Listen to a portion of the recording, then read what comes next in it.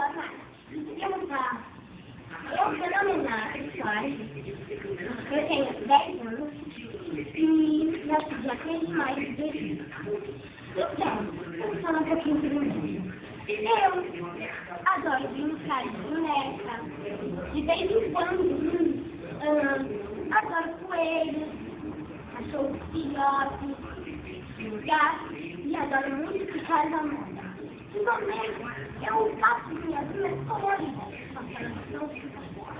com lápis só, porque não me deu uma branca, porque eu só uma furada. Obrigado, Ari. Oi, meu nome é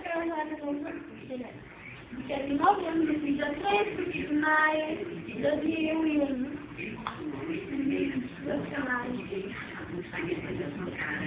Eu adoro ficar de boneca com minha prima de República. E quando eu fico boneca nova, viram muito. Eu adoro coisa dela chamada pipoca. Adoro cachorro de gato. Gosto das fotinhas. Eu tenho uma gata e um cachorro. Então, agora fica funcionando. Oi, eu sou Renan. Eu tenho 10 anos.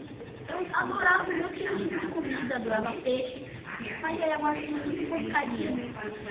Eu nasci dia 28 de janeiro de 2000. Eu sou uma Jéssica Nath, que é nossa. A Nath você vai também, mas pô, nada a ver, né, meu? Cara, falando da minha vida, não dela. Eu adoro cachorros, filhotes, adoro gatos. Ah, eu vou te falar uma história. Quando eu era pequena, eu tinha um monte de gatos, que era coisa. Que a máquina de peixe, foi há muito tempo atrás. Aí ele fazia muito cocô na privada, né? Aí sempre que eu peguei a minha capa de chama de na privada. Eu tava fechada lá. Aí eu peguei, e aí meu copeiro voltou lá pra trás, sentou no quarto que ele ia levar ela pro fogo. Aí ele levou ela pro fogo e eu fiquei chorando lá no quarto. Eu sou o Renan, e eu sou pode fazer todas as histórias, www.renan.com.br.